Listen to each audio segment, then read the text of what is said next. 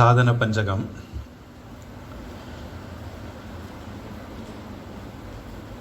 வேதோ நித்யமதீயதாம்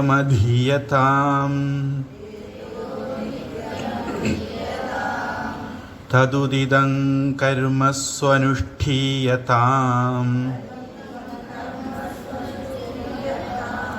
தேனேஷஸ்ய விதீயதாம் அபசிதிஹ.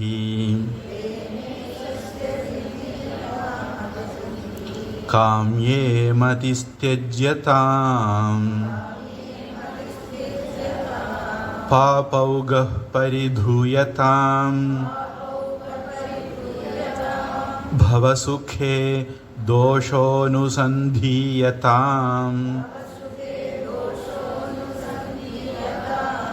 ஆத்மேச்சாவவசீயதாம் நிஜக்ருஹாத் தூர்ணம் விநிர்கம்யதாம் சங்கஸ் சத்சு விதீயதாம்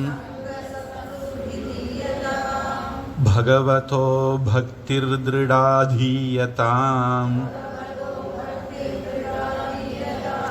சாந்த்யாதிः பரிச்சீயதாம் திருடதரங் கர்மாஷு சந்த்யஜ்யதாம் சத்வித்வான் உபசர்ப்யதாம் பிரதிதினம் தத்பாதுகா சேவ்யதாம் பிரம்மைகாக்ஷரமர்த்யதாம் ஸ்ருதிஷிரோ வாக்யம் சமாகர்ண்யதாம் வாக்யார்த்தஸ்ச விசார்யதாம் ஸ்ருதிஷிரः பக்ஷः சமாஸ்ரீயதாம் துஸ்தர்க்காத் சுவிரம்யதாம் ஸ்ருதிமதஸ்தர்க்கோனுசந்தீயதாம்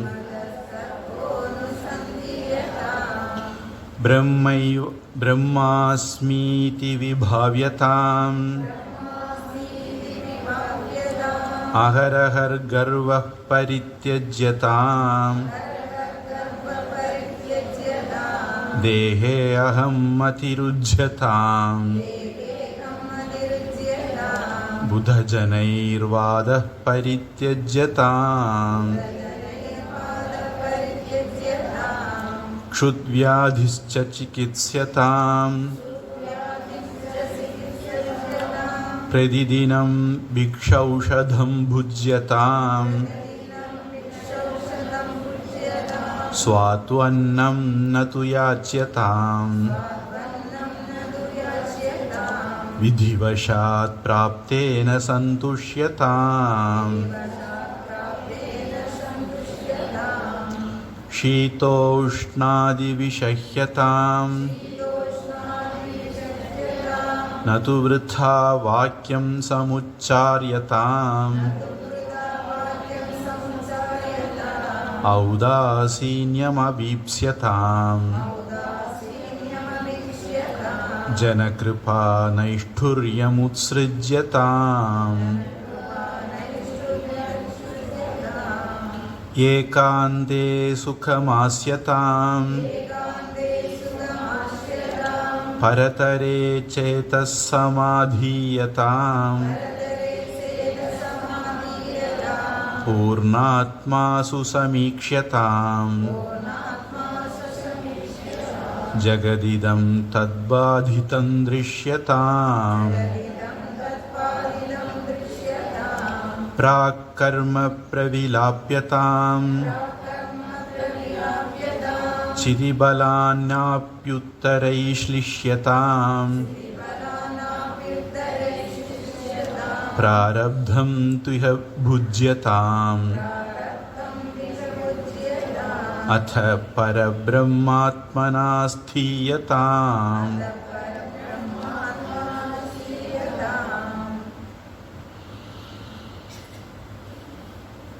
முதல்ல நாம் எப்படி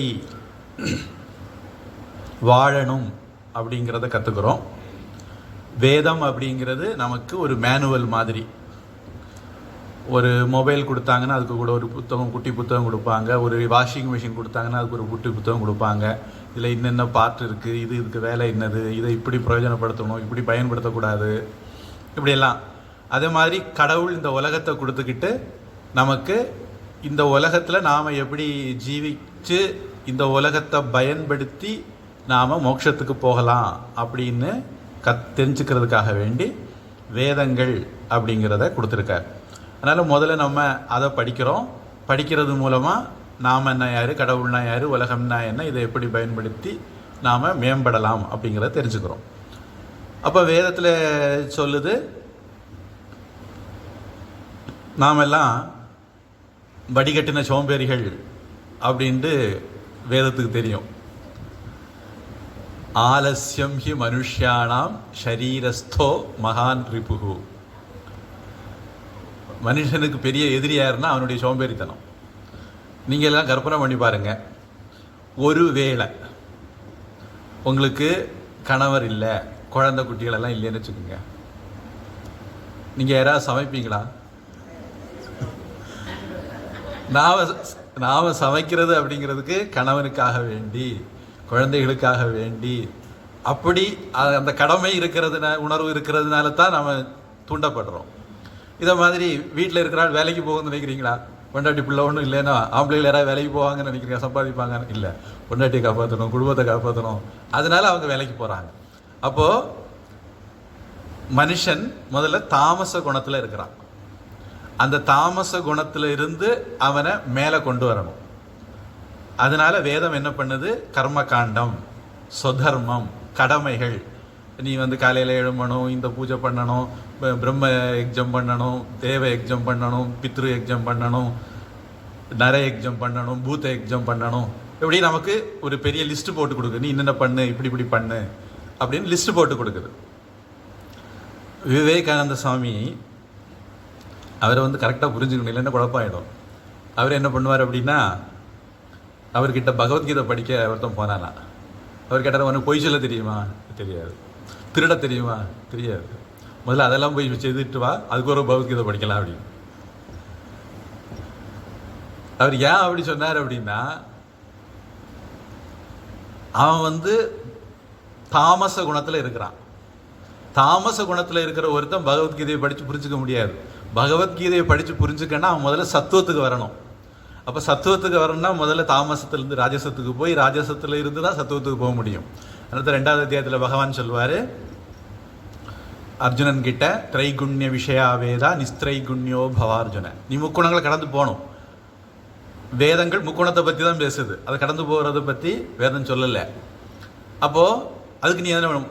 முதல்ல நிர்துவந்தோ நித்திய சத்துவஸ்தக, முதல்ல நீ சத்துவத்துக்கு வா. இப்போ தாமசத்தில் இருந்து அர்ஜுனன் மோகத்தில் மயங்கி இருக்கிறான், அவன் சோகத்தில் இருக்கிறான், அது தாமசத்தினுடைய அடையாளம். அதில் இருந்து அவனை மேலே கொண்டு வரணும், சத்துவத்துக்கு கொண்டு வரணும், அறிவை தேடுற இடத்துக்கு கொண்டு வரணும். அப்போது முதல்ல செயலை கொடுக்கணும். அப்போது கர்மத்தை கொடுக்கும்போது, சுதர்மத்தை கொடுக்கும்போது அவனுக்குள்ள ரஜஸ் வருது. ரஜஸ் வந்தவொடனே என்னாகும்? அதை செய்யட்டா, இதை செய்யட்டா, கையும் காலும் சும்மா இருக்காது, பக்கத்தில் இருக்க அலையும் சும்மா விட இருக்கக்கூடாது. அப்போ ரஜஸ் அப்படி வந்தோடனே அந்த ஆளை, அந்த ரஜஸை 2 கரைக்குள்ள ஃபோக்கஸ் பண்ணி விடணும். செதறி போகிறத அவனுடைய சக்தியை ஃபோக்கஸ் பண்ணி விடணும். அதுக்கு என்ன பண்ண? உபாசனா, பக்தி அப்படின்ற வேதம் வச்சது. அப்போ அவனுடைய ஜபம், தியானம், இது மூலமாக அவனுடைய சக்தி முழுக்க ஒருங்கிணைக்கப்படுது, ஃபோக்கஸ் ஆகப்படுது, கடவுளை நோக்கி செலுத்தப்படுது. அப்போது செதறி கிடந்த மனசு ஒருமுகப்பட்ட உடனே, விருப்பு வெறுப்புகளால் அலைக்கழிக்கப்பட்ட மனசு கர்மயோகத்தின் மூலமாக விருப்பு வெறுப்புகளை தாண்டி ஃபோக்கஸ் பண்ண உடனே, இதுதான் அவன் படிக்கிறதுக்கு சரியான நேரம், இப்போ படித்தா மண்டைக்குள்ளே ஏறும் அப்படின்ட்டு அவனுக்கு உபனிஷத் அல்லது வேதாந்தம் வருது. அப்போது படித்த பிறகு ததுதிதங் கர்ம ஸ்வனுஷ்டீயதாம், அதில் சொல்லப்பட்ட கடமைகளை நீ நல்லபடியாக கடைபிடி. இப்போ பிரயோஜனம் அனுத்திஷ்ய மந்தோபின பிரவர்த்ததை, ஒரு பிரயோஜனம் இல்லாமல் ஒருத்தரும் ஒரு காரியம் செய்ய மாட்டாங்க. நம்ம ஏதாவது ஒரு ஆளை செய்யணும்னு எதிர்பார்த்தோம்னா, இப்போ நமக்கு கடையில் போய் ஒரு பொருள் வாங்கணும்னா மகன்கிட்ட சொல்லணும், ஒரு 10 ரூபாய்க்கு இது வாங்கிக்கோ, கூட 5 பைசாக்கு நீ ஒரு மிட்டாயும் வாங்கிக்கோ. நான் பழைய காலத்தில் சொல்லு. இப்போ என்ன சாக்லேட் பாரா ஃபைவ் ஸ்டார் தானே, 5 ஸ்டார் தானே, 5 ஸ்டார் ஒன்று வாங்கிக்கோ நீ அப்படின்னு சொன்னா தான் பிள்ளை கடைக்கு போகும். அப்போ அவங்களுக்கு ஏதாவது ஒரு பிரயோஜனத்தை காட்டணும், ஆசை காட்டணும். ஆசை காட்டினா தான் அவன் செய்வான். அப்போ அதனால வேதம் என்ன பண்ணுது, நீ இந்த கடமைகளை எல்லாம் செய்தால் உனக்கு சொர்க்கம் கிடைக்கும், நீ இதை செய்தால் உனக்கு இன்னும் பிரயோஜனம் கிடைக்கும், அதை செய்தால் இன்னும் பிரயோஜனம் கிடைக்கும் அப்படின்னு நம்மளை ஆசையை தூண்டுது. அதனால விஷ்ணு சஹஸ்ரநாமம், லலிதா சஹஸ்ரநாமம், இது வழிபட்டதெல்லாம் பார்த்தீங்கன்னா இதை படித்தா உங்களுக்கு இதில் கீதையிலும் உண்டு. ஒரு ஸ்லோகத்தை, கால் ஸ்லோகத்தை படித்தா உனக்கு இன்னும் பிரயோஜனம், ஒரு ஸ்லோகத்தை படித்தா உனக்கு இன்னும் பிரயோஜனம், ஒரு அத்தியாயத்தை படித்தா இன்னும் பிரயோஜனம் அப்படி ஒரு வரிசையாக ஒரு பட்டியல் போடும். பலஸ்ருதின்னு சொல்லுவாங்க. இந்த பலஸ்ருதி எதுக்குன்னா நமக்கு அதை செய்யறதுக்கான ஒரு உத்வேகத்தை, தூண்டுதலை கொடுக்கறதுக்காக வேண்டி. அது செய்யறது மூலமா நமக்கு பேரின்பம் கிடைக்க போகுது, அதுக்கு சாஸ்திரத்துக்கு தெரியும். ஆனால் அதை சொன்னா இவனுக்கு புரியாது, இவன் தூண்டப்பட மாட்டான். அதனால இவனுக்கு புரிஞ்ச பாஷையில பேசுவோம் அப்படின்னு சொல்லிட்டு சாஸ்திரம் என்ன பண்ணுது, பலனை சொல்லுது. இந்த பலனுக்காக வேண்டி இதை செய்ய அப்படின்னு நம்மளை தூண்டுது. அப்போ பொதுவாக சாஸ்திரம் சொல்ற பலன் என்னன்னா சொர்க்கம். இப்போ உனக்கு மேலே போனால் 72 கிடைக்குன்னு சொன்னால் அடுத்தவன் தலையை வெட்டதுக்கும் தயாராக இருக்கா ஒரு கூட்டம். அப்போ இந்த மாதிரி நமக்கு சொர்க்கம் கிடைக்கும் அப்படின்னு சாஸ்திரங்கள் சொல்லி இந்த மாதிரி பல தூண்டுதல்களை காணிச்சு சாஸ்திரங்கள் நம்மளை கர்மத்தை செய்ய தூண்டுது. அடுத்து தேனே ஈஷஸ்ய அபசிதிஹி விதீயதாம். அடுத்தபடியாக நம்ம மனசை ஃபோக்கஸ் பண்ணுறதுக்காக வேண்டி பூஜை, கடவுள் வழிபாடை பண்ணு அப்படின்னு சொல்லிச்சது. இந்த ப்ராசஸில் நமக்கு விருப்பு வெறுப்புகள் குறையணும். விருப்பு வெறுப்புகள் நமக்கு சுகதுக்கங்களை கொடுக்கும். அப்போ நாம் அலைக்கழிக்கப்படுவோம். அது நம்முடைய மனசு ஒருமைப்பாட்டுக்கு பயன்படாது. அதனால அலைக்கழிக்கப்படுறது குறைகிறதுக்காக வேண்டி, விருப்பு வெறுப்புலேருந்து வெளியே வர்றதுக்காக வேண்டி காமியே மதிஸ் தெஜ்யதாம், உனக்கு விருப்பு வெறுப்புலேருந்து வெளியே வா அப்படின்னு சொல்லிச்சது. பாபௌக பரிதூயதாம், இப்போ சாஸ்திரங்கள் செய்யக்கூடாதுன்னு சொன்னதுல இருந்து விடுபடணும், செய்யின்னு சொன்னதை செய்யணும். இப்படி நாம் பக்குவப்பட்டு வரும்போது இப்போவும் நாம் எல்லாம் செய்துக்கிட்டு தான் இருக்கிறோம். இப்படி செய்ய செய்ய செய்ய செய்ய நமக்கு ஒரு ஞானம் சாதாரணமாக வரும். என்ன அப்படின்னா, இந்த உலகத்தில் நாம் சம்பாதிக்கிறது எல்லாமே ஒரு குறிப்பிட்ட காலம் வரைக்கும் தான். ஐஸ்கிரீம் வாங்கி சாப்பிட வச்சா அது உருகும், ஒரு 5 நிமிஷம் 10 நிமிஷம் சாப்பிடலாம். அதுக்கு பிறகு இப்படி ஒவ்வொரு செயலுடைய பலன்லையும் ஒரு லிமிட்டேஷன் இருக்குது. அது குறிப்பிட்ட காலம்தான் நமக்கு சந்தோஷத்தை தருது. அதை மற்றவங்க தட்டி பறிக்க முடியும். அப்போ நிரந்தரமான சுகம் இந்த உலகத்தில் நாம் செய்யக்கூடிய காரியங்களை நமக்கு கிடைக்கல அப்படிங்கிற ஞானம் நமக்கு வரும். அதை சொல்லிச்சது பவசுகே தோஷோனுசந்தீயதாம். நம்ம இதை விரிவாக பார்த்துருக்குறோம், என்னென்ன தோஷங்கள் இந்த உலகத்து சுகத்தில் இருக்குது. இப்போ இது தெரிஞ்ச உடனே நிரந்தரமான சுகம் வேணும்னு ஆசை வருது. அதுதான் அடுத்த வரி சொல்லுது, ஆத்ம இச்சா விவசீயதாம். அப்போ ஆத்மாவை பற்றின தேடுதல், உண்மையான இன்பத்தை பற்றின தேடுதல் நமக்கு வருது. அப்போ இதுக்கு ஆத்மாவை பற்றி தெரிஞ்சுக்கணும் அப்படிங்கிற மாதிரி பேசிகிட்டு இருந்தோம். ஒரு சில வகுப்பாக பேசிகிட்டு இருக்கிறோம். அதில் போன வகுப்பு பேசும்போது கடைசியில் கடனை பற்றி பேசும்போது கடங்கார மாதிரி மழை ஒரு கிளாஸை நிறுத்த வச்சுட்டது.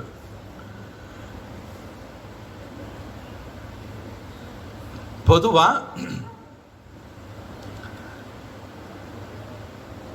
நமக்கு அகங்காரம் இருக்கு. இந்த அகங்காரம் அல்லது அபிமானம் இருக்கு. அது நான் அப்படிங்கிறதா இருக்கலாம், அல்லது என்னுடையது அப்படிங்கிறதா இருக்கலாம். இது நம்மளை வேலைக்கு தூண்டுது, பல காரியங்களை செய்ய தூண்டுது. இன்னும் சொல்லப்போனால் அதுதான் நம்மளை அதர்மத்திலையும் தூண்டுது. இந்த அகங்காரம் என்ன பண்ணுது, நான் இன்னொருத்தரை விட உயர்வாக இருக்கணும், நான் இன்னொருத்தரை விட, பேசுகிற கேட்குதா கடைசியில், நான் இன்னொருத்தரை விட அழகாக இருக்கணும், இன்னொருத்தரோட அறிவில் பெரிய ஆளாக இருக்கணும், இன்னொருத்தரோட அந்தஸ்தில் பெரிய ஆளாக இருக்கணும், இன்னொருத்தரோட வேலையில் பெரிய ஆளாக இருக்கணும், இன்னொருத்தரோட பொருளாதாரத்தில் பெரிய ஆளாக இருக்கணும். எப்போவுமே நாம் இப்படியே நம்முடைய வாழ்க்கையை கட்டமைக்கிறோம். நான் எப்படி இருக்கணும் அப்படிங்கிறத பற்றி மட்டும் நம்ம யோசிச்சா போதும். ஆனால் நாம் என்ன பண்ணுறோம், இன்னொருத்தரை விட நாம் எப்படி இருக்கணும் அப்படிங்கிறது மாதிரி யோசிக்கிறோம். இதனால என்ன பண்ணுறோம், பக்கத்து வீட்டில் கார் இருந்தால் எனக்கும் கார் வேணும். அப்போ எனக்கு வருமானத்தில் அதுக்கு இடம் இல்லை. பொதுவாக ஒரு மனுஷனுக்கு உணவு, உடை, உறைவிடம் 3 இருந்தால் போதும், அதுவே அதிகம்தான். ஆனால் நம்ம கூடுதலாக வசதி வாய்ப்புகள் அல்லது கௌரவம், அந்தஸ்து அப்படின்னு பார்க்க போகும்போது நாம் என்ன பண்ணுறோம், அதுதான் நம்மளை பொதுவாக கடன் வாங்கிறதுக்கு தூண்டுறது.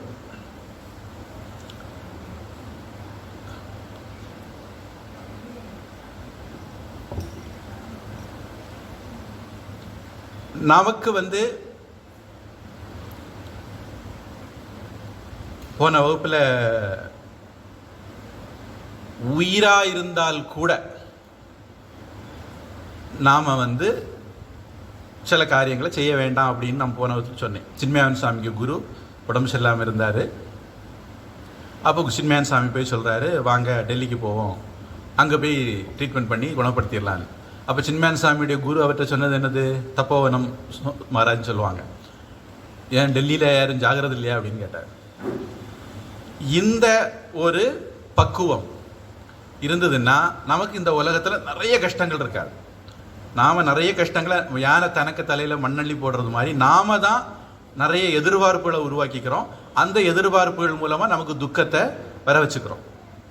பூஜ்ய சுவாமிஜி உடம்பு சரியில்லாமல் இருந்து ஹாஸ்பிட்டலில் அட்மிட் ஆனாங்க.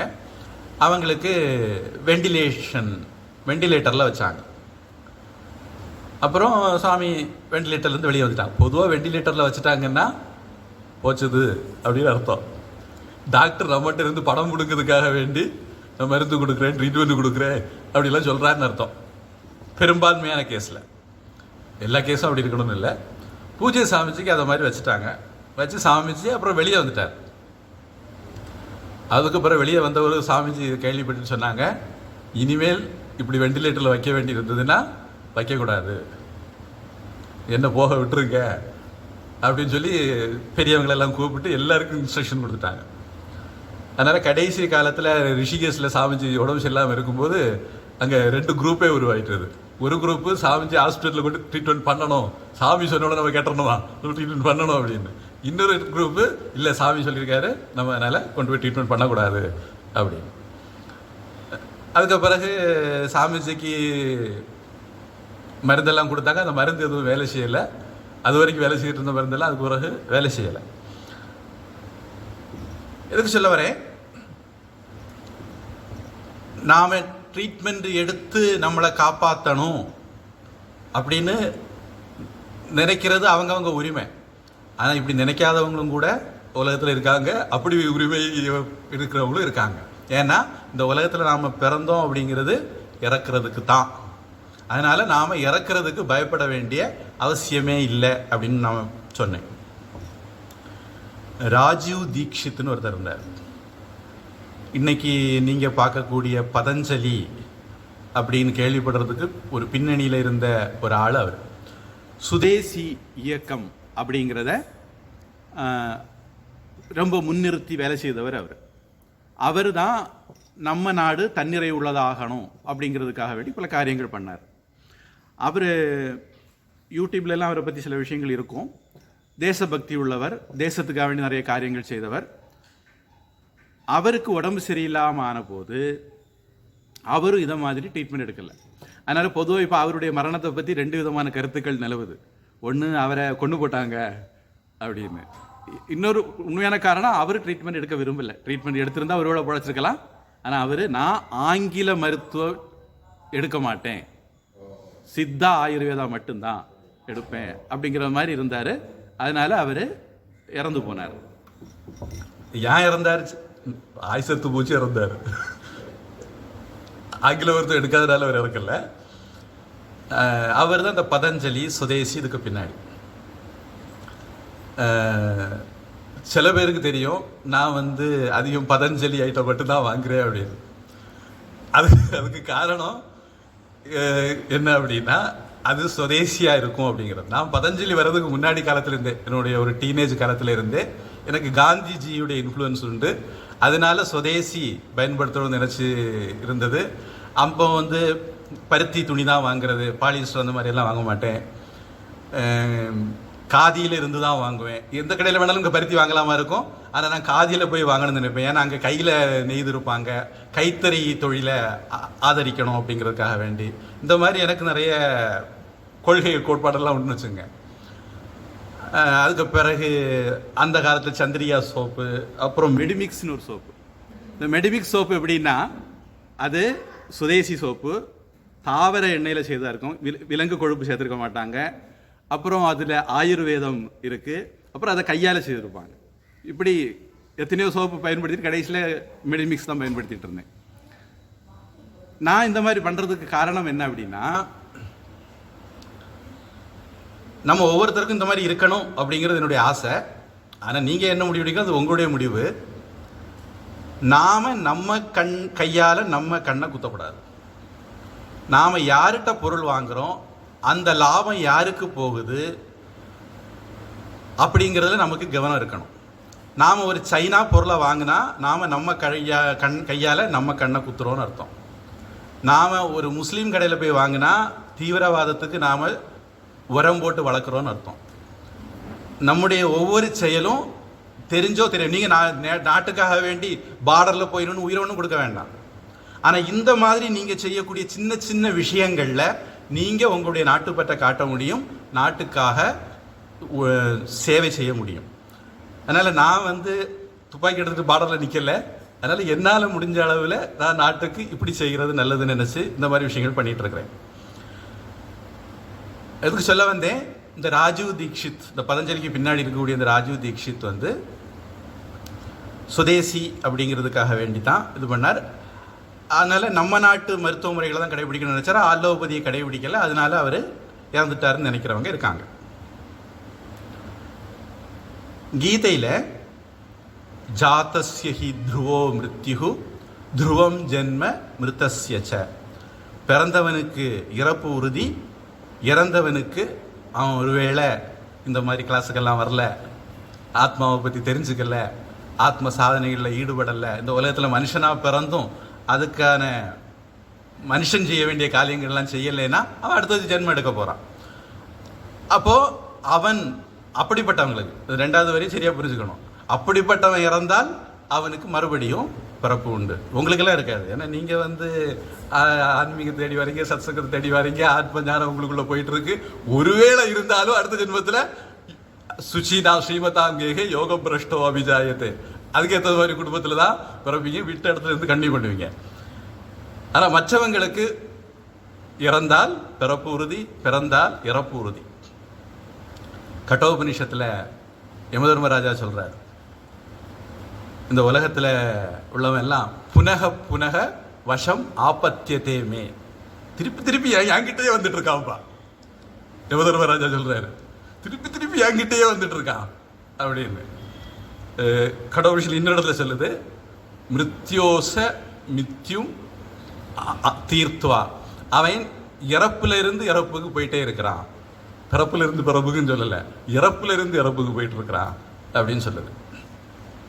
அப்போ நம்ம இந்த உலகத்தில் இந்த உடலுக்கு மேலே வச்சிருக்கிற அபிமானத்தினால மரணத்துக்கு பயப்படுறோம். நாம் இந்த உடம்பு இல்லை, இந்த உடம்பு எனக்கு ஒரு உபாதி. நான் அடிக்கடி இந்த வார்த்தையை பயன்படுத்தியிருக்கேன். ஒரு உதாரணத்து இன்னும் கொஞ்சம் ஒரு இது வரைக்கும் சொன்னது புரியலைன்னா இன்னைக்கு சொல்கிறது புரியுதா பாருங்க. இப்போ இந்த மைக்கு அப்படிங்கிறது ஒரு உபாதி, இந்த லைட்டு அப்படிங்கிறது ஒரு உபாதி, ஃபேன் அப்படிங்கிறது ஒரு உபாதி, கரண்டு அப்படிங்கிற ஒன்றுக்கு இதெல்லாம் உபாதி. வேறு வேறு பேர், வடிவம், மெக்கானிசம், தொழில். ஆனால் இதுக்கு பின்னாடி இருந்து செயல்படுறது எது? கரண்ட் தான். இதே மாதிரி ஆத்மாவுக்கு நாம் ஒவ்வொருத்தரும் வேறு வேறு உபாதி. உடம்பு அப்படின்னு வேணால் உபாதிங்கிறது புரிஞ்சுக்கலாம். அப்போது நமக்கு நாம வேற உடம்பு வேற அப்படிங்கிற ஞானம் இல்லாத போது, நான் இந்த உடம்புன்னு நினைக்கிற போது, அப்பதான் நமக்கு என்ன உண்டு? டேட் ஆஃப் பர்த் உண்டு, டேட் ஆஃப் டெத் உண்டு. இப்போ நியாயமாக நம்ம ஒரு பிறந்தநாள் கொண்டாடும் போது நியாயமாக என்ன நினைக்கணும்? Countdown. வயசில் கடவுள் 80 வயசு போட்டு அனுப்பியிருந்தாருன்னா ஒன்று குறைஞ்சது. வாரியார் சாமி சொல்லுவாராம், காலண்டருக்கு ஏன் காலண்டர்னு பேர் வந்தது? தினசரி கேலண்டர் இருக்குல்ல, அதுக்கு காலன் டர் அப்படின்னு ஒரு நாளை கிழிச்சிருவாராம். அதனால காலண்டர் ஒரு நாள் கிழிக்கும் போதும் நம்முடைய வாழ்நாளில் ஒன்று குறையுது அப்படின்னு நம்ம நினைக்கணும். அது உடம்பு நான் நினைச்சா இந்த இது இருக்கும். ஆனால் உண்மையிலே நம்ம உடம்பு நான் இல்லை அப்படிங்கிறத நாம் புரிஞ்சுக்கிட்டோம் அப்படின்னா, இது சகஜ தாதாத்மியம் அப்படின்னு ஒன்று உண்டு. இயல்பாக நமக்கு நம்ம உடம்புங்கிற புத்தி இருக்கும், நம்ம பிறக்கும் இருந்து நம்ம கூட இருக்கும். நாம் சாஸ்திரங்கள் படிக்கிறது மூலமாக அதை பற்றி விசாரணை சிந்தனை பண்ணுறது மூலமாக அதுலேருந்து வெளியே வரணும். அப்போது நாம் இந்த உடம்பு இல்லைங்கிற உணர்வு நமக்கு எப்போ வந்துட்டுது அப்படின்னா, நமக்கு எப்போ மரண பயம் இல்லையோ அப்போ நம்ம உடம்புங்கிற எண்ணத்தை விட்டு வெளியே போயிட்டோன்னு அர்த்தம். மரண பயம் இருந்ததுன்னா நாம் உடம்புங்கிற எண்ணத்தில் தான் இருக்கிறோன்னு அர்த்தம். இது நமக்கு உரசி பார்க்குறதுக்கான ஒரு இது. ஆனால் அதுக்காக வேண்டி நம்ம ரோட்டில் போயிட்டுருக்கிற மொட்டை மாடி நின்று யாரோ அப்படி தள்ளி விடுறாங்க, உடனே நமக்கு டக்குன்னு ஒரு பயம், உடம்பெல்லாம் வேர்த்துடும், ரத்தெல்லாம் படபடம் ஓடி இதையும் கடகடன் துடிக்க ஆரம்பிக்கும். இதெல்லாம் நான் முதல்ல சொன்ன சகஜம் மாதிரி நம்ம உடம்புல ஒரு ப்ரொடெக்டிவ் மெக்கானிசம் இருக்குது, ஆபத்துலேருந்து நம்மளை காப்பாற்றுறதுக்கு. அது வேலை செய்கிறது. அது மரண பயம்னு சொல்ல முடியாது. மற்றபடி டாக்டர் சொல்கிறாரு இன்னும் உங்களுக்கு 2 நாள் தான் அப்படின்னு, பரீட்சித்திட்ட 7 நாள் தான் அப்படின்னாங்க. அதனால் என்ன, கூப்பிடு சோபுரி வர பாகவதத்தை கேளு அப்படின்னாரு. கட்வாங்கன் அப்படிங்கிற ராஜா கிட்ட தேவர்கள் சொன்னாங்களா, அது உனக்கு இன்னும் 1 மணிக்கூர் தான் அப்படின்னு. அதில் அவர் இந்த 1 மணிக்கூரில் என்னென்ன நல்லது செய்ய முடியும்னு யோசிச்சாரு. எவ்வளவு பாசிட்டிவாக எடுத்துக்கிட்டாங்க. அப்போது நமக்கு இந்த உடல் நினைப்பு இருந்தால் மரண பயம் இருக்கும். மரண பயம் நம்மளை நிறைய துக்கத்தை கொடுக்குது, நிறைய விஷயங்களை தப்பாக செய்ய வைக்குது. அப்போது நமக்கு இந்த உடல் அது சார்ந்த பற்றுகள், மனசு அது சார்ந்த பற்றுகள், பிராணன் அது சார்ந்த பற்றுகள், புத்தி அது சார்ந்த பற்றுகள், இதெல்லாம் இருக்கிறதுனால நமக்கு நிறைய துன்பங்களை நாம் ஏற்படுத்திக்கிறோம். இப்போ ஒரு மங்கலான வெளிச்சத்தில் ஒரு கயிறை பார்க்குறோம், நமக்கு அது பாம்பாக தோணுது, பயப்படுறோம். கயிறா தெரியாததுனால பாம்புன்னு நம்ம பயப்படுறோம். அது மாதிரி நாம் யாருன்னு தெரியாததுனால நமக்கு இந்த மாதிரி பிரச்சனைகள் வருது. இப்போ நாம் யாருன்னு தெரிஞ்சால் உடம்பு நான்கிற உணர்வு கடந்து போயிடும். இதைத்தான் பொதுவாக உலகத்தில் நிறைய சிஸ்டம்ஸ் இருக்குது. இதில் யோகா அப்படின்னு ஒன்று இருக்குது. இந்த யோகா பொதுவாக என்ன பண்ணுவாங்க அப்படின்னா, ஹடயோகம்னு ஒன்று உண்டு. அந்த ஹடயோகத்தில் தான் நீங்கள் நாய் மாதிரி நிற்கணும், சிங்கம் மாதிரி நிற்கணும், குரங்கு மாதிரி நிற்கணும். இந்த ஆசனங்கள் எல்லாம், குக்குட ஆசனம், கோஷ்டாசனம் எல்லாம், இதெல்லாம் ஹடயோகத்தை சேர்ந்தது. பதஞ்சலி யோகத்தில் இதெல்லாம் கிடையாது. பதஞ்சலி யோகத்தில் ஆசனம்னு ஒரு வார்த்தை மட்டும்தான் இருக்குது. அந்த வார்த்தைக்கு அர்த்தம் தான், நீங்கள் ஏதாவது ஒரு விஷயத்துக்காக வேண்டி உட்கார்ந்தீங்கன்னா 1 மணிக்கோ 2 மணிக்கோ நீங்கள் பேசாமல் உட்கார முடியணும். கை காலெல்லாம் வலிக்குது, அது அந்த வலியினால் உங்களுக்கு கவனம் சிதறாமல் இருக்கணும். அவ்வளோதான் பதஞ்சலியில் உள்ள ஆசனம். மற்ற ஆசனமெல்லாம் ஹடயோகத்தை சேர்ந்தது. அதுக்கப்புறம் அதில் உங்களுக்கு அன்னமய கோஷம், பிராணமய கோஷம், இதிலிருந்தெல்லாம் நீங்கள் வெளியே வரணும். இதெல்லாம் வேதாந்தத்தில் உள்ளது. வேதாந்தத்தையும் ஹடயோகத்தையும் கலந்தா இன்னைக்கு யோகா அப்படின்னு ஆகிப்போச்சது. பொதுவாக நீங்கள் இன்னொன்று பாருங்கள், எங்கே இது இன்னைக்குள்ள மாடர்ன் சயின்ஸில் கவுன்சிலிங் சொல்லுவாங்க. நீங்கள் ஒரு பூஜையாக இருந்தாலும் சரி, ஒரு யோகாவாக இருந்தாலும் சரி, அல்லது ஒரு மெடிடேஷனாக இருந்தாலும் சரி, எல்லா இடத்துலையும் நீங்கள் வேதாந்தத்தை கொண்டு இணைக்கலைன்னா அது எதுவும் உங்களுக்கு எந்த பிரயோஜனம் தராது. வேதாந்தம் அதுக்குள்ளே கவுன்சிலிங் மாதிரி உங்களுக்கு சில விஷயத்த சொல்லும். என்னது, நீ உடம்பு இல்லை, உனக்கு வரக்கூடிய துக்கம் நிரந்தரம் கிடையாது, வரும் போகும். இந்த மாதிரிப்பட்ட இதெல்லாம் எங்கிருந்து வருது? வேதாந்தத்திலிருந்து வருது. இந்த வேதாந்தத்திலிருந்து வரக்கூடிய கருத்துக்கள் தான் அந்த பூஜை மூலமாக உங்களுக்கு பிரயோஜனம் பண்ணும், யோகா மூலமாக உங்களுக்கு பிரயோஜனம் பண்ணும், தியானம் மூலமாக உங்களுக்கு பிரயோஜனம் பண்ணும். மற்றபடி ஒரிஜினலாக யோகாவுக்கு அல்லது மெடிடேஷனுக்கு அல்லது பூஜைக்கு வேறு பிரயோஜனங்கள் இருக்குது. அது கூட வேதாந்தம் சேரும்போது அது ஒரு அருமருந்து ஆயிடுது, நல்ல பிரயோஜனம் கூடுதலாக இருக்குது.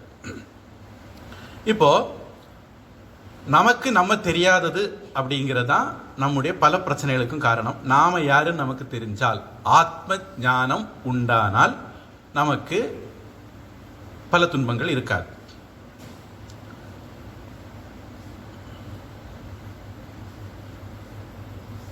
ஜென்ம மிருத்யு ஜரா வியாதி துக்க தோஷானு தர்ஷனம் அப்படின்னு கீதை சொல்லும். அதுதான் நமக்கு இங்கே பவசுகே தோஷோனுசந்தீயதாம் அப்படின்னு சொல்லியிருக்கு. இப்போ ஆத்ம ஞானம், அதாவது ஞானம்னா என்ன அப்படின்னு கீதையில் 13வது அத்தியாயத்தில் 6வது ஸ்லோகத்தில் இருந்து சில விஷயம் சொல்லப்பட்டிருக்கு.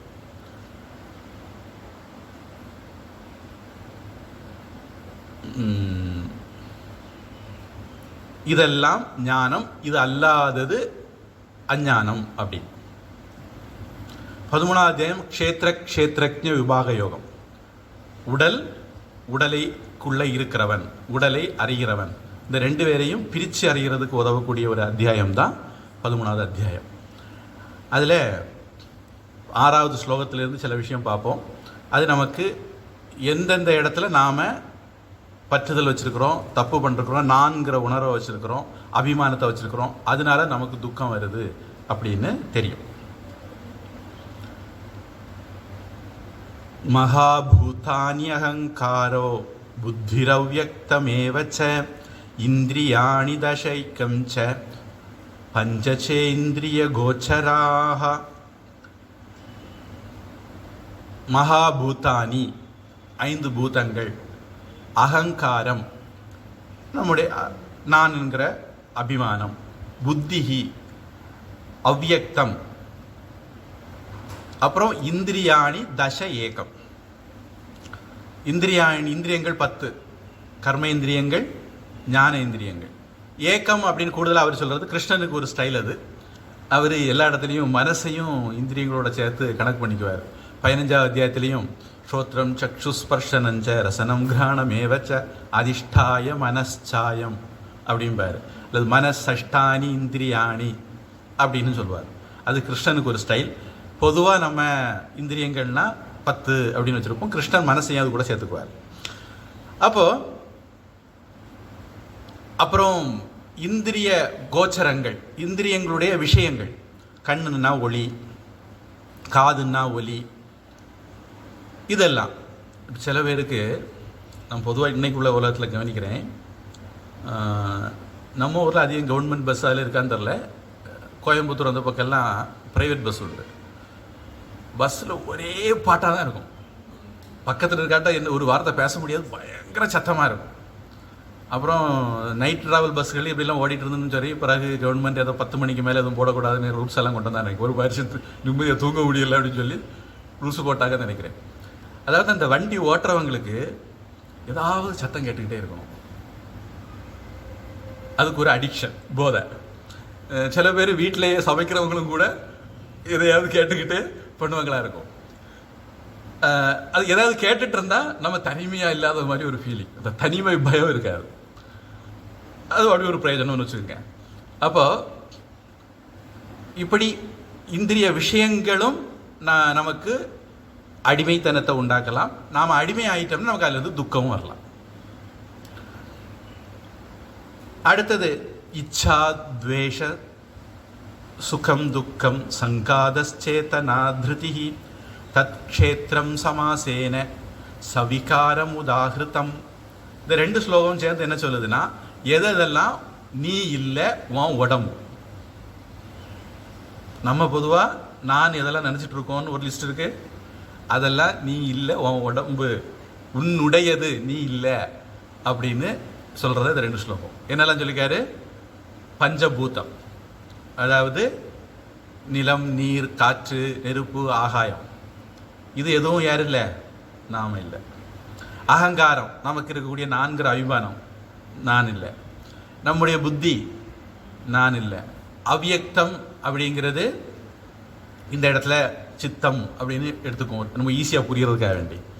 அடுத்தது இந்திரியாணி, 10 இந்திரியங்கள், மெய்வாய், கண்மூக்கு, செவி, அப்புறம் கை, கால், பாணி, பாத, பாயு, உபஸ்தம். அந்த 10 கர்மேந்திரியம், ஞானேந்திரியம், அதுவும் நான், நீ இல்லை. மனசு, நீ இல்லை. இந்திரியங்களுடைய விஷயங்கள், சுவை, ஒளி, ஊறு, ஓசை, நாற்றம் என்று 5 வகை தெரிவான் கட்டே உலகு. இந்த இந்திரிய விஷயங்களும் நீ இல்லை. அடுத்தது விருப்பு, வெறுப்பு, நீ இல்லை. சுகம், துக்கம், நீ இல்லை. இனி உன்னுடைய இப்போ இது எல்லாத்தையும் சேர்த்து ஒரு அவியல் வச்சா அல்லது ஒரு டிசைன் பண்ணுனா அதுதான் இந்த உடம்பு. இந்த உடம்புல பஞ்சபூதம் இருக்கா, நெருப்பு, நீர், வாயு எல்லாம் இருக்கு. இதே மாதிரி இந்திரியங்கள் இருக்கு, மனசு இருக்கு, புத்தி, இது எல்லாம் சேர்த்த ஒரு அவியல் தான், கூட்டு தான், சங்காதகன கூட்டு தான் இந்த உடம்பு. அப்போ இந்த உடம்பு, இதெல்லாம் இருக்கக்கூடிய இந்த உடம்பு நீ இல்லை. இது எல்லாமே க்ஷேத்திரம், சரீரம் அப்படின்னு சொல்லப்படுது.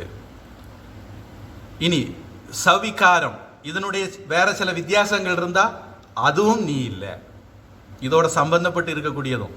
ஏன்னா என்னுடைய காரு, என்னுடைய வீடு, என்னுடைய பேரை, இப்படி இதுக்கு என்ன ஃப்ரில்ஸ், ஒட்டுகளும் இருக்குல்ல, அதுவும் சவிகாரம்ங்கிறது, அதோட ஒட்டி இருக்கிறதும் நீ இல்லை. அதாவது நான்கிறதும் நீ இல்லை, என்னுடையதுங்கிறது நீ இல்லை, இந்த உடம்பு நீ இல்லை, இந்த உடம்போட சார்ந்ததும் நீ இல்லை. உடம்புன்னு சொல்லும்போது மனசு, புத்தி எல்லாம் சேர்த்துக்க வேண்டியதான். அப்போ நீ யாரு? அதுதான் 8வது ஸ்லோகத்துலன்னு சொல்கிறாங்க. இது வந்து உயர்நிலைக்கு என்னவோ இந்த ஸ்லோகமெல்லாம் இருக்குன்னு நினைக்கிறேன் சமய வகுப்பில்.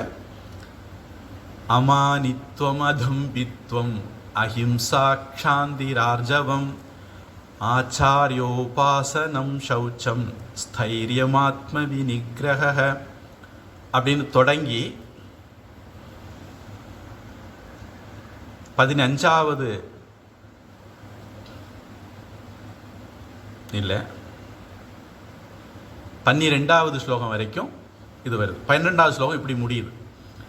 அத்தியாத்ம ஜான நித்யத்வம், தத்வஜானார்த்த தர்சனம், ஏதத் ஞானம் இதி புரோக்தம், அஜ்ஞானம் யததோன்யதா. நான் 7லிருந்து 12 வரைக்கும் லிஸ்ட்டு போட்டது, 8லிருந்து 12 வரைக்கும் லிஸ்ட்டு போட்டது தான் ஞானம். இப்போ இந்த ஞானம்னா என்ன அப்படின்னு பார்க்கணும். இந்த ஞானம் நம்மக்கிட்ட இருந்தால் நமக்கு நிம்மதி வரும்.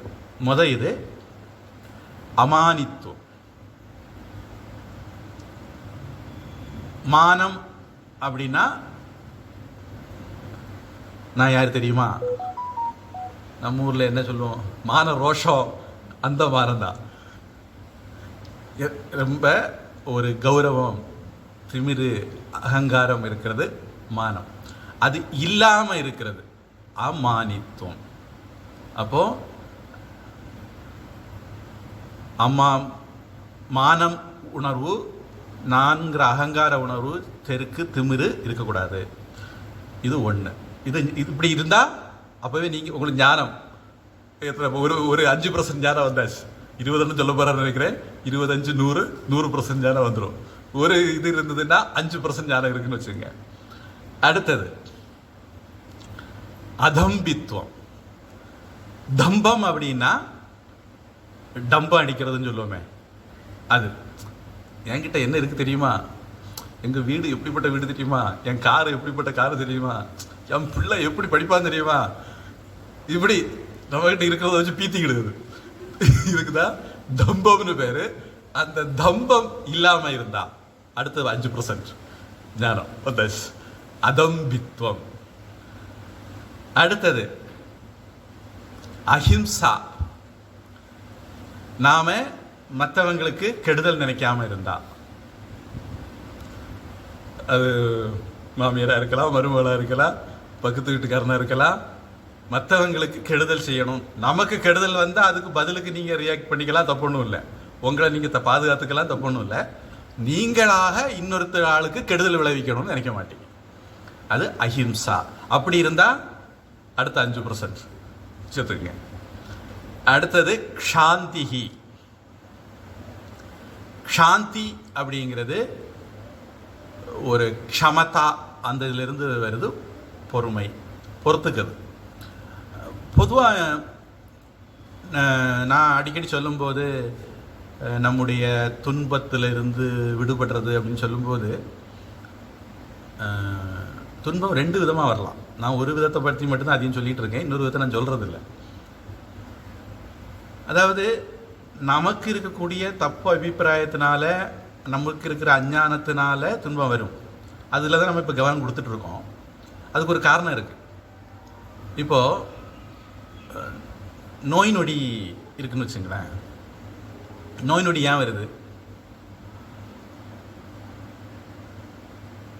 கொரோனா கிருமி இருக்கிறதுனால அடுத்தது வருதா? கொரோனா வருதா? இல்லை, நமக்கு நோய் எதிர்ப்பு சக்தி குறைவா இருக்கிறதுனால கொரோனா வருதா? கொரோனா இருந்தாலும் நோய் எதிர்ப்பு சக்தி இருந்தா கொரோனா வராது.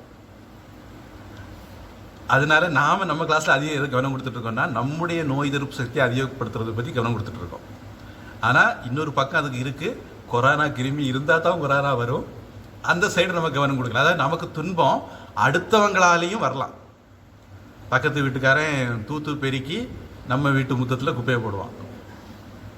எனக்கு தோவாட ஆசிரமத்தில் என்னை சுற்றி இருக்கிற அப்படிப்பட்ட மகாத்மாக்கள்லாம் இருக்காங்க. பக்கத்தில் ஒரு கோவில், சிவன் கோவில், அங்கே உள்ள குப்பையெல்லாம் ஆசிரமத்துக்குள்ளே தான் போடுவான். கேட்டால் அது தென்னை மரத்துக்கு உரத்துக்கு போட்டேன். பேப்பர் பாட்டில், இந்த பாலித்தீன் பேப்பர் பாட்டில் வந்து தென்னை மரத்துக்கு அவன் உரமாக போட்டது. அவ்வளோ பெரிய பக்தர்கள். இப்படிப்பட்ட பக்தர்களுக்கு என்ன கதி கிடைக்கும் நீங்களே முடிவு பண்ணீங்க. அதனால கோவிலுக்கு போய் சாமி கும்பிட்டோம்னா பக்தி கிடையாது. அந்த பக்தி நமக்கு ஒரு பக்குவத்தை கொடுக்கணும். அடுத்தவனுக்கு நம்ம துன்பம் கொடுக்கக்கூடாதுங்கிற உணர்வை கொடுக்கணும். என்னால் அடுத்தவங்களுக்கு எந்த கெடுதலும் வரக்கூடாதுங்கிற உணவை கொடுக்கணும்.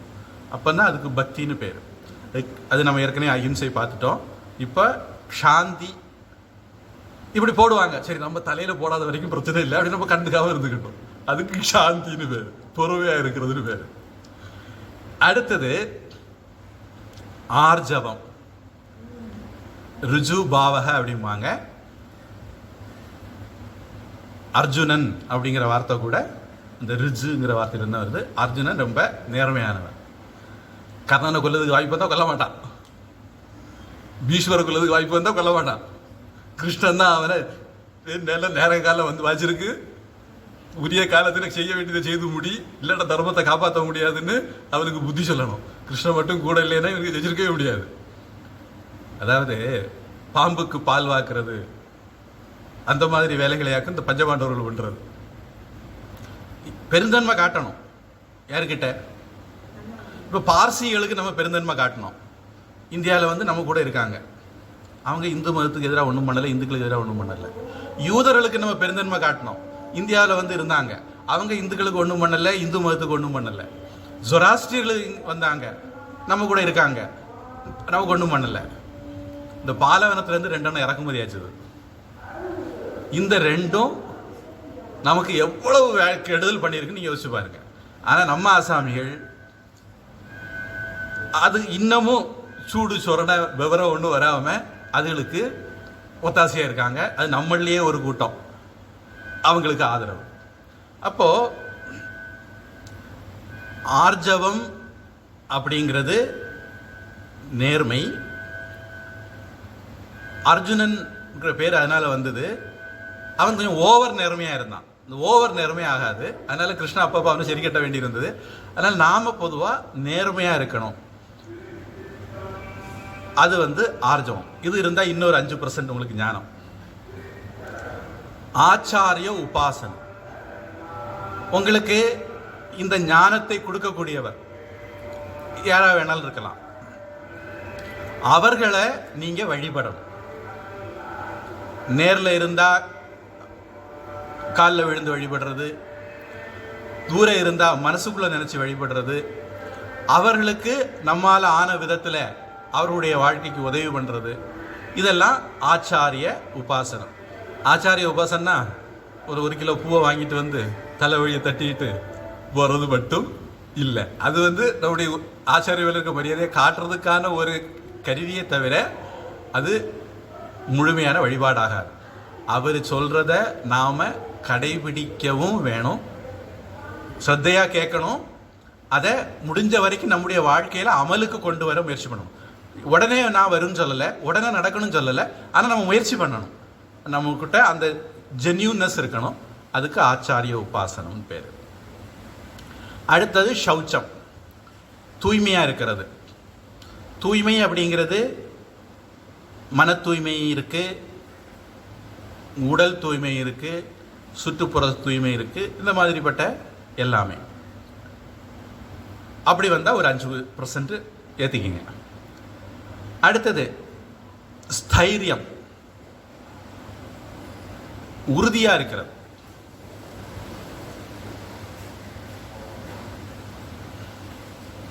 நான் காலேஜ் படிக்கும்போது என் கூட படிக்கிற பசங்க எல்லாம் காலேஜ் தொடங்கும் போது ஷார்ப்பாக கிளாஸுக்குள்ளே போவேன்.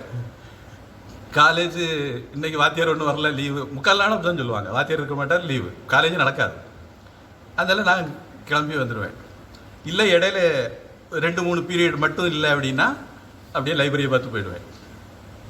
இதுதான் என்னுடைய லைஃப் ஸ்டைல். லைப்ரரியில் இருப்பேன். ஒரு நாள் சீக்கிரம் காலேஜுக்கு போயிட்டா லைப்ரரிக்கு போயிடுவேன். இந்த ப்ரேயர் பெல் அடித்த பிறகு தான் கிளாஸுக்கு வருவேன். அப்போ என் கூட இருக்கிற கொஞ்சம் பேருக்கு இது பொறுக்கலை. பொதுவாக அப்படி தானே, சுற்றி இருக்கிறவெல்லாம் நல்லா இருந்தால் நிறைய பேருக்கு பொறுக்காது. ஏன், நம்ம அயோக்கியத்தனம் பண்ண முடியாது. சில பேருக்கு ராமரை பிடிக்காது. ஏன் அப்படின்னா, நம்ம ராமரை மாதிரி வாழணும்னு மற்றவன் சொல்லிடுவாருங்கிற வேண்டாம், அதனால அவருக்கு ராமரை பிடிக்காது. அப்போது ஒரு நாள் அவங்களுக்குள்ள சொல்லாங்க, இவனை ஒரு நாளாவது குண்டு கட்டா தூக்கி கேண்டீனுக்கு கூட்டிகிட்டு போய், கேண்டீனுங்கிறது நீங்கள் நினைக்கி சாப்பிடக்கூடிய இடம் நினைக்கிங்க, இல்லை கேண்டீன் தான் அங்கே அயோக்கியத்தின் அவ்வளோ நடக்கிற இடம். கேண்டீனுக்கு கூட்டிகிட்டு போய் இவனுக்கு கொஞ்சம் பீரை வாங்கி என்னத்தையும் ஒன்று குடிக்க கொடுத்து அப்படின்னு எல்லாம் சொன்னாங்க.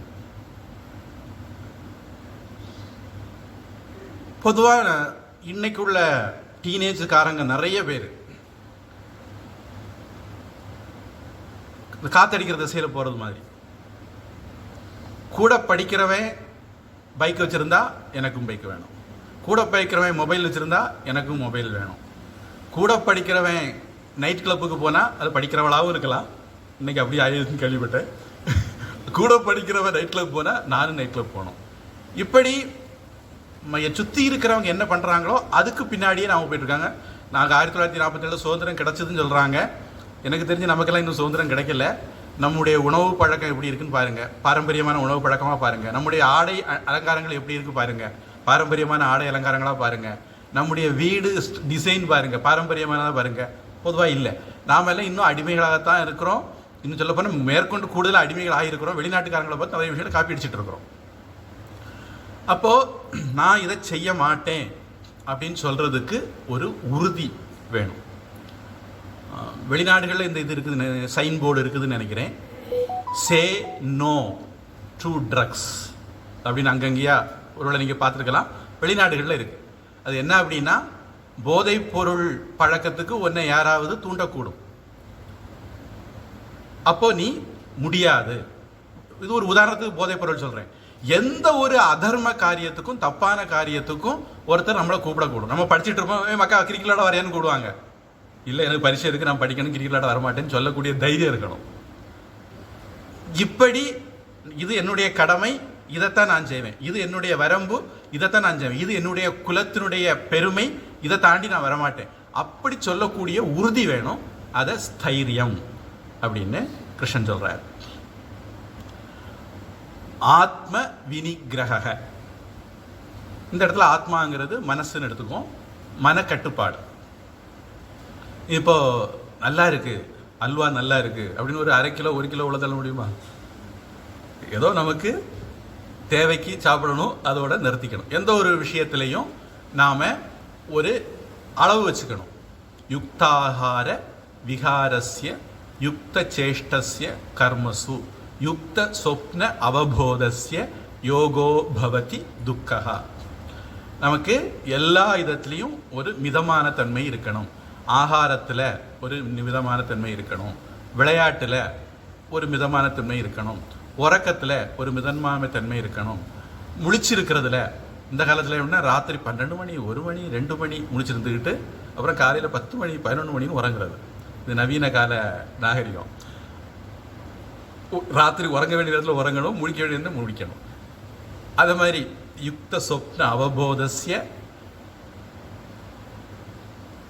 இப்படியெல்லாம் ஒருவன் நியமமாக வாழ்ந்தால், அளவாக வாழ்ந்தால், அளவுக்கு மீறினால் அமுதம் நெஞ்சு, எல்லாத்துலேயும் அளவா இருந்தான்னா அந்த மாதிரிப்பட்ட வாழ்க்கை முறைக்கு ஆத்ம வினிக்கிரக, மனக்கட்டுப்பாடோட கூடின வாழ்க்கை.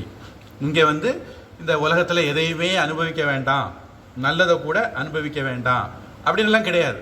ஆனால் எதுக்கும் நீங்கள் அடிமையாகாமல் உங்கள் கட்டுப்பாட்டுக்குள்ளே அது இருக்கிற அளவில் நீங்கள் அனுபவிச்சுக்கலாம், தப்பில்லை. அடுத்தது இந்திரிய அர்த்தேஷு வைராகியம். இந்திரிய அர்த்தங்கிறது இப்போ கண்ணுக்கு ஒளி சினிமா பார்க்குறதுன்னு வச்சுக்குவோம், காதுக்கு ஒலி பாட்டு கேட்குறதுன்னு வச்சுக்குவோம், நாக்குக்கு என்ன கொக்கரே நூடுல்ஸ் இந்த மாதிரி வச்சுக்குவோம். இப்படி ஒவ்வொரு இந்திரியங்களுக்கும் ஒவ்வொரு விஷயம் இருக்குது. அது இந்திரிய அர்த்தம்னு பேர். இந்திரிய அர்த்தேஷு வைராகியம். அதில் பற்றுதல் இல்லாமல் இருக்கிறது. எனக்கு இன்றைக்கி நூடுல்ஸ் வேணும் அப்படின்னு கேட்டு அது அம்மா சொன்னாங்க, இல்லை மக்கா நான் உனக்கு அடுத்த வாரம் வாங்கி தரேன்னா அதை கேட்டுக்கணும். இல்லை எனக்கு இப்போ தான் வேணும் அப்படின்னு சொல்லக்கூடாது. ஐஸ்கிரீம் வேணும், ஐஸ்கிரீம்காரன் மணி அடிச்சுட்டே போவான். இந்த இடத்துல மணி அடிச்சுட்டு போகிறாங்களா இல்லைன்னு தெரியல. அப்படி போகிற வேண்டாம், ஐஸ்கிரீம் சாப்பிடணும், மழை பெய்துட்டு இருக்கும், ஐஸ்கிரீம் சாப்பிடணும் ஆசை வந்துடும். அப்படி சொல்லி இல்லைக்கா மழை பெய்யு, நமக்கு வெயில் அடிக்கும் போது ஐஸ்கிரீம் வாங்கி தரலாம்னு சொன்னால் கேட்டுக்கணும். அப்படி இருந்தால் சரி. இந்திரிய அர்த்தேஷு வைராக்கியங்கிறது அது நம்மளை இழுக்கக்கூடாது, அதுக்கு நம்ம அடிமையாக இருக்கக்கூடாது, அதில் பற்றுதல் இல்லாமல் இருக்கணும். அனகங்காரக, அகங்காரம் இல்லாமல் இருக்கிறது. மானம் அப்படிங்கிறதுக்கும் அகங்காரத்துக்கும் அப்போ என்ன வித்தியாசம்? மானம் அப்படின்னா நம்மக்கிட்ட ஒரு பொருள் இருக்கு, இருக்கிற பொருளை வச்சுக்கிட்டு பீத்துறது. தம்பம்னா நம்மகிட்ட ஒன்றும் இல்லை, வெத்து வேட்டு அதை பீத்துறது. அந்த அமானித்துவம் அதம்பித்தத்துக்கு இடையில அப்படி ஒரு சின்ன நுட்பமான வித்தியாசம் உண்டு. இங்கே அகங்காரங்கிறது அது ரெண்டும் இல்லாமல் நான்கிற திமிரு.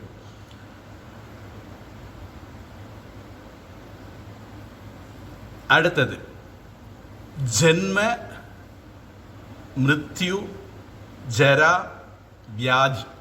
இந்த உலகத்தில் பிறந்துட்டோமா, பிறப்புங்கிறது அதிலே துன்பம். அடுத்தது மரணம் வந்தால் அது ஒரு துன்பம். ஒருவேளை நம்ம செத்த துன்பம் இல்லையா இருக்கலாம், ஆனால் நமக்கு வேண்டப்பட்டவங்க செத்த துன்பம் வரும். ஏன்னா நம்ம செத்த நமக்கு தெரியாதில்ல, அங்கே என்ன நடக்குது, நல்ல துன்பம் இல்லை. நமக்கு வேண்டப்பட்டவங்க அப்படின்னா அது துன்பம் தான், நம்ம இல்லைன்னு சொல்ல முடியாது. இப்போது அப்பாவை நம்பி ஒரு குழந்தை, ஒரு குடும்பம் இருக்குது, அப்பா இறந்து போனால் அந்த குடும்பத்துக்கு கெடுதல் தான்.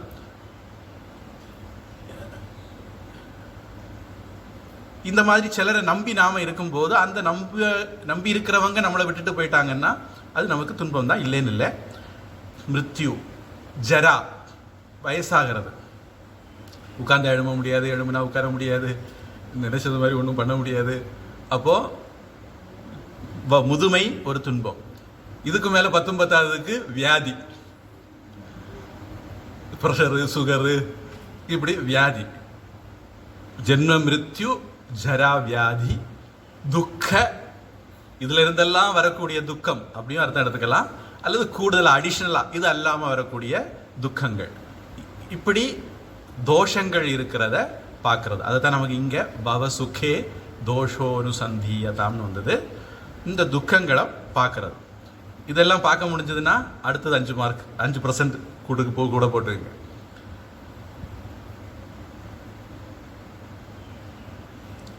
இன்னும் ஞானம்னா என்ன அப்படின்னு ஒரு லிஸ்ட் இருக்குது. இதுவரைக்கும் பார்த்ததில் அமானித்துவம், அதம்பித்துவம், அஹிம்சா, க்ஷாந்திகி, ஆர்ஜவம், ஆச்சாரிய உபாசனம், சௌச்சம், ஆத்ம ஸ்தைரியம், ஆத்ம வினிகிரக, இந்திரியார்த்தேஷு வைராக்கியம், அனகங்காரக, ஜென்ம மிருத்யு ஜராவியாதி துக்க தோஷானு தர்சனம். இத்தனை விஷயம் பார்த்துருக்குறோம். தொடர்ந்து அடுத்த வகுப்பில் பார்ப்போம். இதெல்லாம் நமக்குள்ள நாம டெவலப், நம்ம பொதுவாக நம்ம ஞானம்னு என்ன நினச்சிருக்கோம், என்னமோ நினச்சிட்டு இருக்கோம். கிருஷ்ணன் சொல்கிறாரு, இதெல்லாம் உனக்குள்ள வர்றது தான் ஞானம் அப்படிங்கிறாரு. இதெல்லாம் வர்றதுக்கு வேறு சில காரியங்கள் செய்ய வேண்டியிருக்கும். அது நம்ம பார்க்கலாம். பிறகு ஏதாவது கேள்வி இருந்தால் கேட்கலாம்.